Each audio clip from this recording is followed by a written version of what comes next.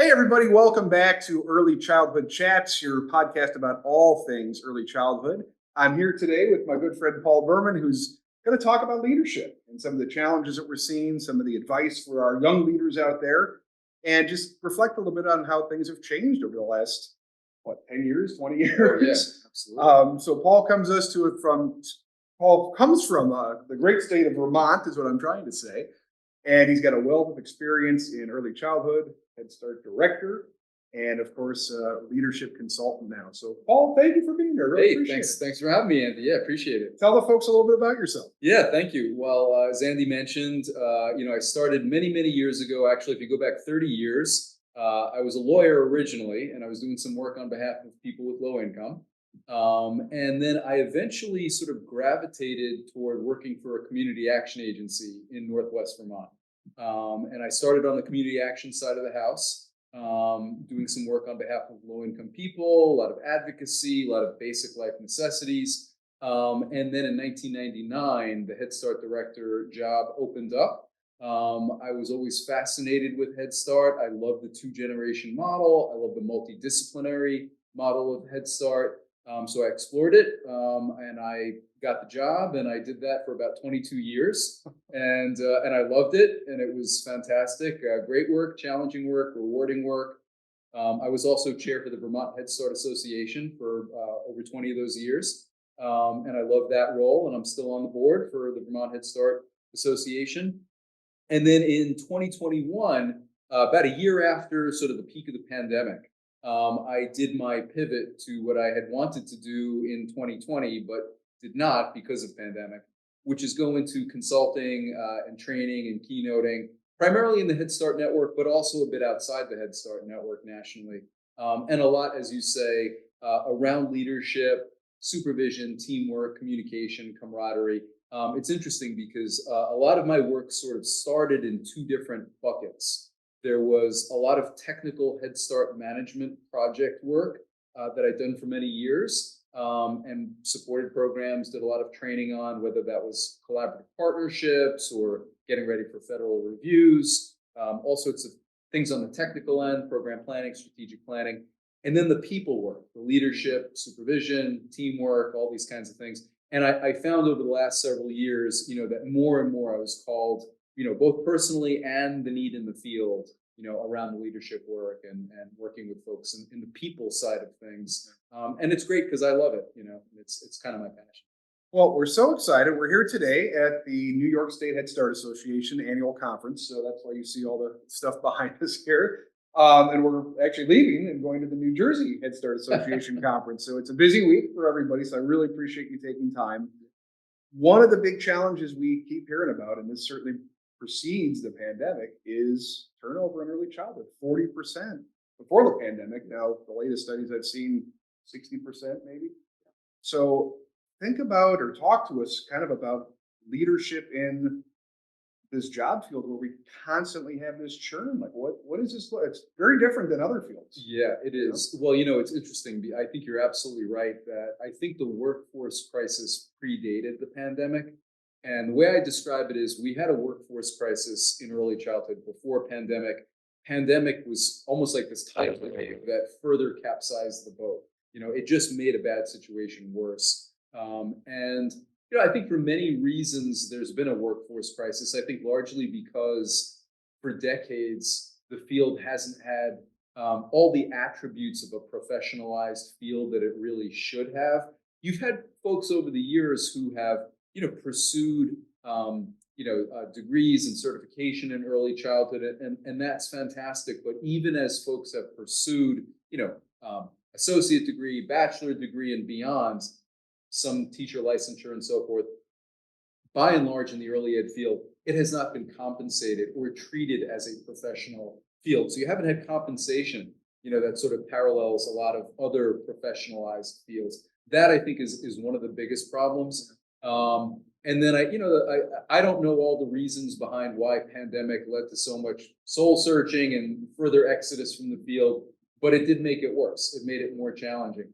And I think, and this is, again, I'm not the foremost authority, but I think pandemic also had an impact on society, young kids and families, families, that we serve in Head Start, many of whom, come from low income, have dealt with traumatic experiences, both adults and children, which has led to, I think, an escalation perhaps in more behavioral issues that we're seeing with kiddos, more mental health access, on behalf of families. It makes the work a lot more challenging. And so when you combine, a historically low-paying field, and it's ironic because it's among the most important work that happens in society. Right? I always say, even without Head Start, if you talk about the broad field of early care and education, the science is well established, right? Birth to age 5, most important years of brain development, informs the whole trajectory of the child's life. And then when you couple that with Head Start serving kids and families, largely low income, you're talking about, the most at risk, most vulnerable kids and families. So we really, it's sort of upside down, the sense of we really should have the best, most highly trained, highly compensated folks, particularly for this sector, early care and education throughout the United States, but I think particularly in Head Start.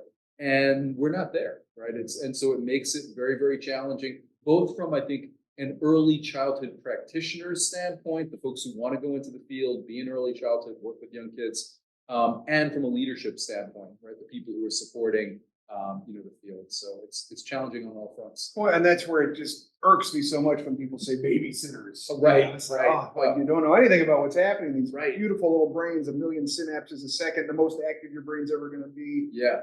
0 to 5, setting you up for success, or maybe not so much, Right. later in life. So how do we address kind of the leadership challenges right now when I know, look, Head Start, childcare, even family providers, I mean, a lot of places, and you see it as you travel the country too, they're struggling to just get day by day. I mean, I can't tell you how many times a director, an owner, whoever has to just get into a classroom to meet ratio so they can keep the doors open. That's hard to be a leader when you're having to be in the classroom every day and can't really think strategically and kind of think big picture. What kind of advice are you kind of telling some of your clients? How do we deal with the day to day, but not losing sight of the long term and what's really important and all that kind of stuff? Yeah, no, I think that's a great question, Andy. I think about it like on a couple different levels. I would say there's a macro level to this, and then there's a more local level. The macro level is, and I'm going to get a little bit, sort of ambitious, right? Aspirational here. As you said earlier, these early years of child development, birth to 5, absolutely the most critical years of development. As a society, we should be investing in these early years. We have a publicly funded K through 12 system, right? In almost every state in America, we have a fully publicly funded K through 12 system. I think by and large, it's 6 hours a day from entry in kindergarten until graduation from high school, and that's an important system. But we've neglected to fully fund, to allocate full public funding to birth to 5. These are the most crucial years. I wouldn't take away from the K through 12 years, but I'd say this is part of our problem as a society, right? Yeah. Because when we don't put the proper investment in young children at this age, not just Head Start, but all young children at this age, Sure. then we don't get the outcomes, years from now as a society that we want. It leads to a lot of societal problems. So I think from a macro level, I think we need to keep this conversation going about, we really need more funding and development around the entirety of the ECE system in America. My dream is full public funding birth to 5, yep. Right? And I'm just going to keep saying it, right? Until someday, hopefully in our lifetimes, it happens, because, I don't think it's so fantastical. It's something that if we invested in a society, the data tells us the return on investment would be there. It would be a good economic engine, right, for our society. So that's the macro level of things. So I think there, it's about advocacy, it's about civic engagement, right? It's about talking with our legislators and elected officials and saying, hey, yes, of course, Head Start, we want more funding in Head Start, we want to grow Head Start, we want it to be robust and high quality. The entirety of the field of ECE really should be fully funded, full public funding. This is what it should look like. So that's macro.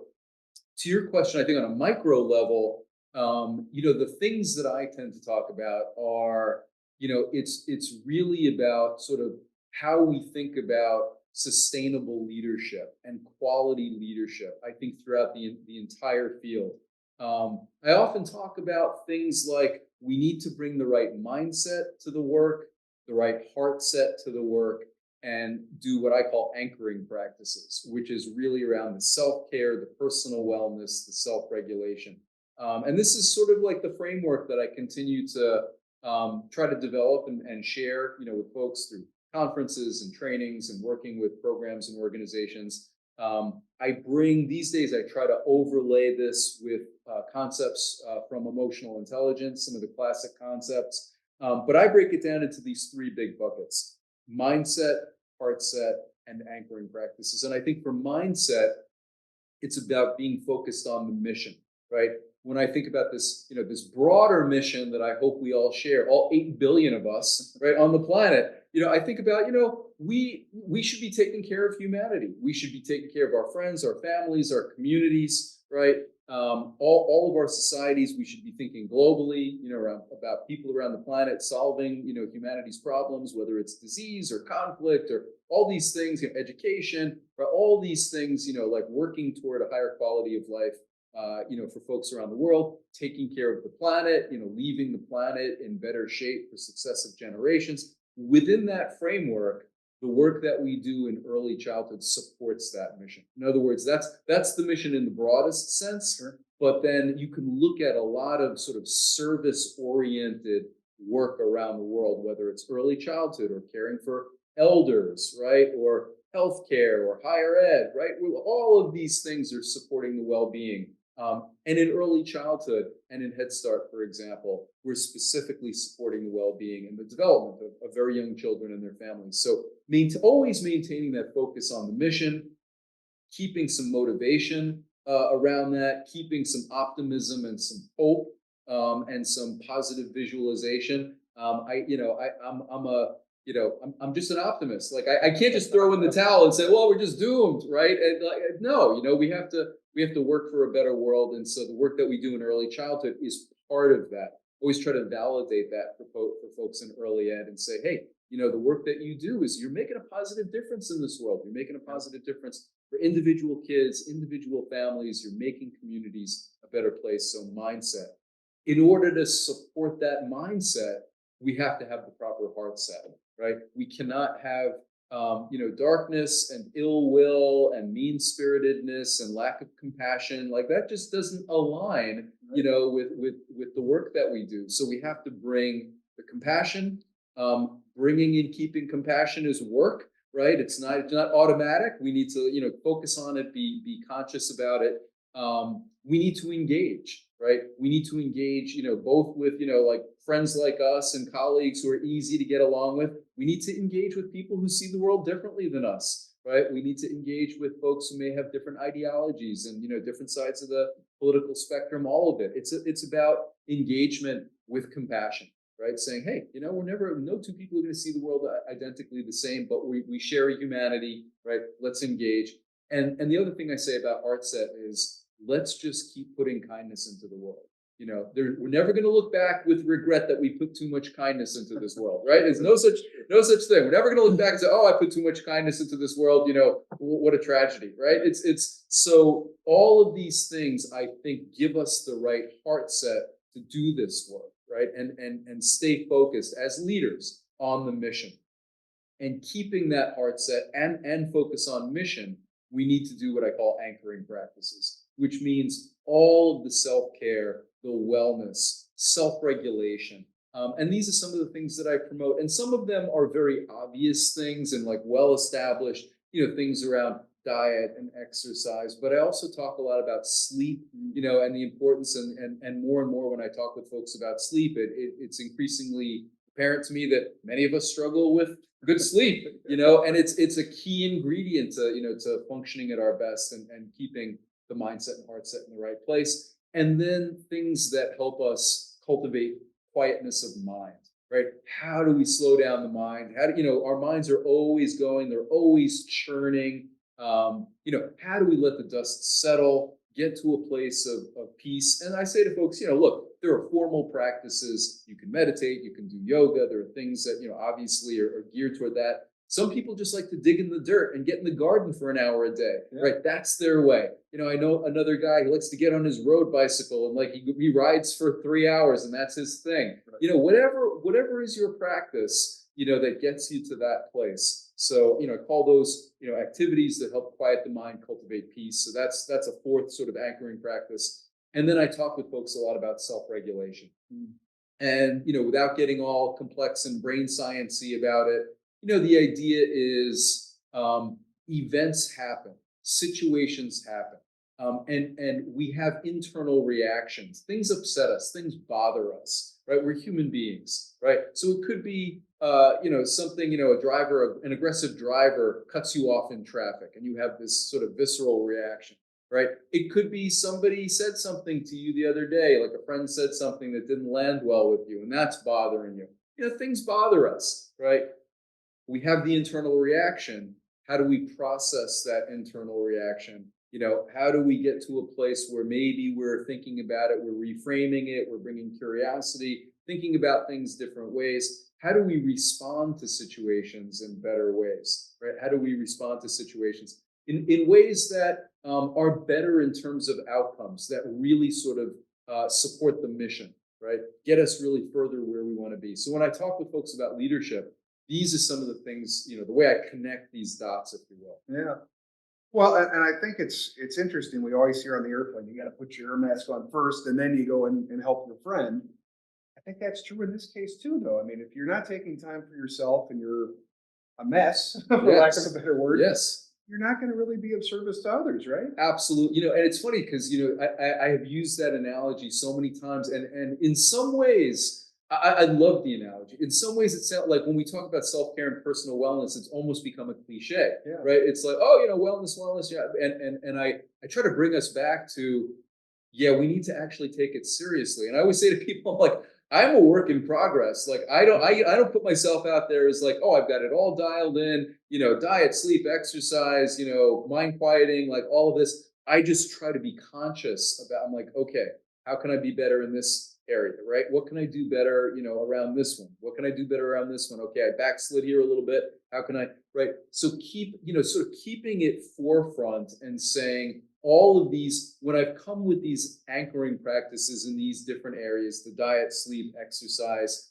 quieting the mind, and then thinking about some self-regulation practices, these are the areas I have continuously come back to and said, you know what?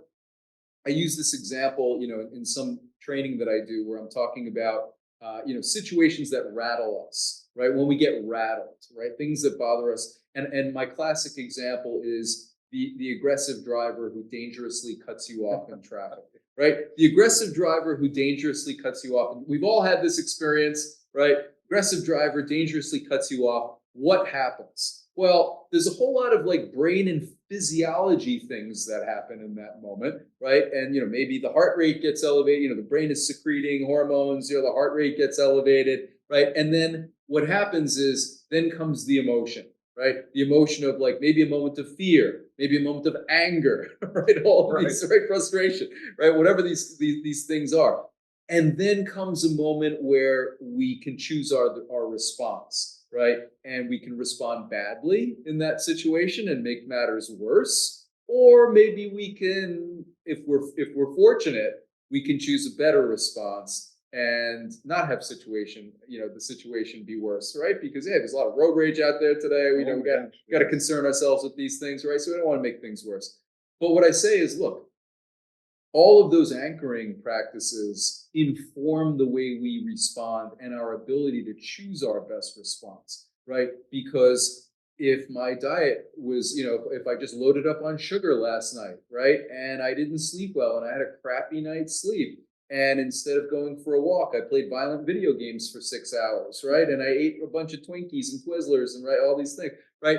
Like all of these things inform our ability to choose the response. So all of the anchoring practices matter, and we just need to do our best with them, right? Just make a conscious commitment and say, hey, not perfect. I'm going to backslide now and then, but I want to keep these things as targets. And again, it's not just wellness for wellness sake, right? But to your point, it's so I can put the mask on other people, Yeah. right? It's like, hey, I'm not just like putting on the mask so I can survive just me, right? I'm putting on the mask so I am better able to lead, right? I am better able to bring a more sort of stable, focused, version of myself, so we can achieve the best outcomes. Sure. Yeah. And we think really any organization, we're going to have formal and informal leaders, of course. Yeah. And I would suspect, certainly interested in your take, if I'm looking up to somebody in my organization and they're not doing this, Yeah.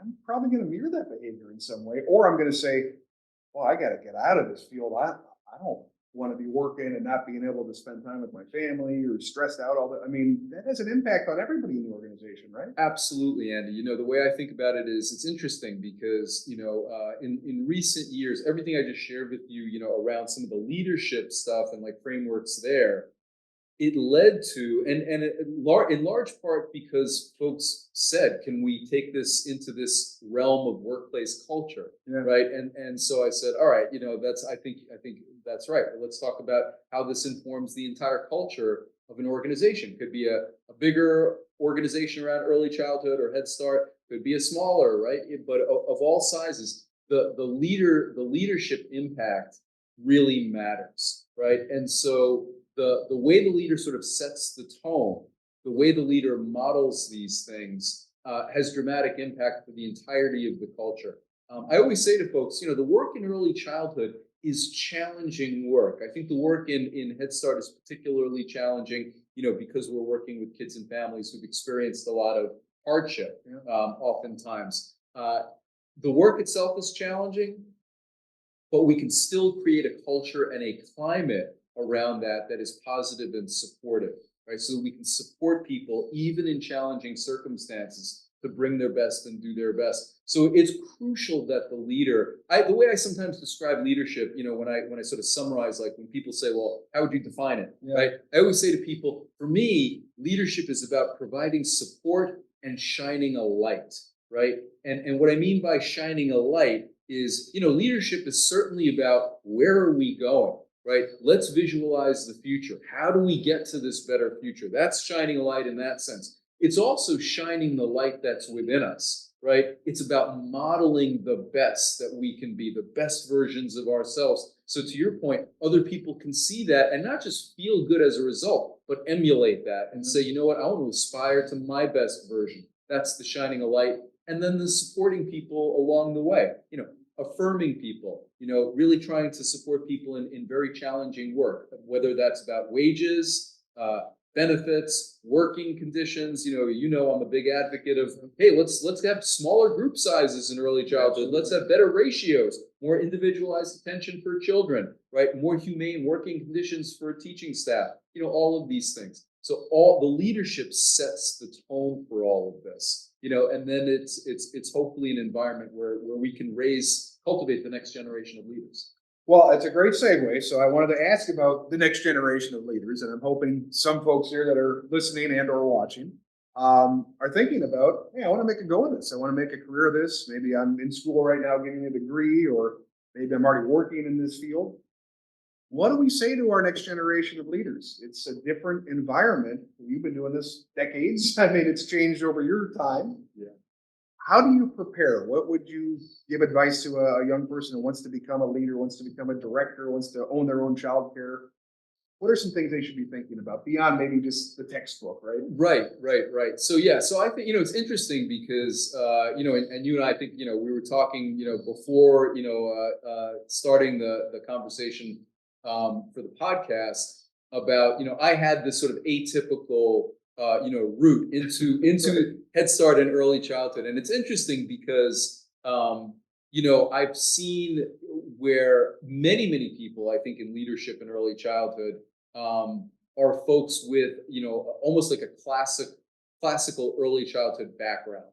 Sure. Maybe they got a degree in early childhood, studied early childhood, went through being a teacher in early ed, and so forth, and then maybe they went through different levels of management or had leadership experience that way, and then they find themselves in these senior leadership positions. a fairly typical route. Mine was very different, right? So mine was more, here I am working as a lawyer. I did find myself doing some work on behalf of people with low income, which really informed some of my values around service and commitment to folks, who've been through hardship and folks with low income. And I eventually found my way to a community action agency that was doing work for our communities, particularly people with low income, that really aligned with my values. And I said, you know what, this is a good fit for me in terms of how I want to serve. This is before I started working for Head Start for this agency. I was really working on the community action side. And then when the Head Start, position opened up as director, and I sort of segued into that, what I quickly found was, yes, it's about early childhood, but in Head Start, in particular, it's a really multi-dimensional service model, right? So early ed is in many respects sort of at the epicenter, but then you have this child health component, right? That's foundational. You have a family service and a family engagement component. So it really is multidisciplinary, which again, for I think folks thinking about Head Start, it's not that you have to have an early ed degree and a master's in social work. I was more of a human service guy and an advocate, right? Who came to this work sort of through that route. So I think folks who have sort of this broad interest, around, child and family development, I think on the sort of academic side, that's all helpful, but not necessarily exclusively necessary. Right. I think it's very helpful. The other things that I think are helpful are, I think in today's early education world, we have to be sort of really savvy around multiple areas of leadership and management. Like I talked about some sort of conceptual things around leadership skills, but we also need to understand things like strategic planning and budgets, right? And things like human resources, right? It's like all of these sort of major areas around managing successful endeavors. I don't want to say it all has to be like businessy, but I think, bringing that level of sophistication, like if you're really interested, in leadership and management, of these sorts of endeavors, all of these skills are extremely helpful. And really having an interest in saying, okay, this is not going to be the first time I've ever seen an Excel spreadsheet. But the day you walk in as a Head Start director, right? Especially if you're dealing with with big budgets and some folks who work in the field are managing big organizations with a lot of people, and having a level of skill and knowledge around human resources. Again, you don't need to be an HR specialist. Right. You don't need to be a CFO or a finance person, but bringing those sorts of skill sets, marketing, right, branding, all of these things I think are increasingly important. Bringing this sort of almost like a business mentality, but I don't want to lose the human side of this, right? So all of that coupled with some of those leadership frameworks that I mentioned earlier, I would have people be thinking about these areas. Well, it's a really good one, and kind of like eyes wide open, because I think maybe we don't realize there's going to be so much admin. What kids are calling, right? The admin. It's like, oh, I'm going to get promoted. I'm going to run this. And then, oh my gosh, I get hit with a freight train of like, wow, there's budgets and there's HR issues and there's legal issues and there's insurance and there's, leases to negotiate. Oh my goodness, all sorts of stuff. Yeah. So Paul B, Walnut Leadership. I mean, I think one of the nice opportunities, thank goodness COVID's over, because we get to be together and we get to network, and really the mentor aspect, I think, is coming back in a big way, which excites me. You think about learning and stuff and talking to people that have been there. And I guess one of the things that's not, absent is like, we're going to have a pretty big retirement here. I mean, if you think about just some of the directors that are out there, there's a lot of people that have been doing this for a long time. And we're going to have a pretty monumental shift in the next 5 or 10 years, I would say. So there's going to be a lot of opportunity for a lot of people to get in this field, to do very well in this field, to move up quickly in this field, and thinking about how we kind of set them up with the right mentor, get them the tools they need, have them start thinking about that now to really be that career path out there. I know you're on the road all the time. If people want to get a hold of you, if they want to find you, if they want to hire you to come and consult, do some wonderful management leadership trainings, how do they find you? Well, thanks, Andy. I appreciate that. The easiest way to get me is to go to my website, which is walnutleadership.com. And and there's a contact page. And so, yeah, if people are interested. I work with individual programs all across the country, traveling a lot, showing up live and in person for in-service, pre-service, working with management teams, working with directors, a lot of conference opportunities, where I'm presenting, keynote speaking, all these kinds of things. So I love all that work. And I would say, the things, as I said earlier, that I really bring, hopefully, are, when people are working on some very technical Head Start project management, I try to support them on that. More and more people are asking for things around leadership, workplace culture, supervision, teamwork, camaraderie, conflict resolution, different models, different ways of thinking about these things. That is more my passion work. I'm more of a communication guy, and humanity is about good communication. So yeah, I look forward to it, and thanks for that opportunity. Oh my God. And every session this guy had this week was standing room only. I mean, I don't know what was going on, but I've had the privilege to work with Paul in the past, see him speak. He's phenomenal. He'll be at the Region 2 Head Start Association conference in October in the Virgin Islands. We hope to see a lot of you guys there. But Paul, thank you very much. Thank you, sir. Appreciate you taking time. Yeah, buddy. Today, Thank you. Yeah. Good stuff. Yeah.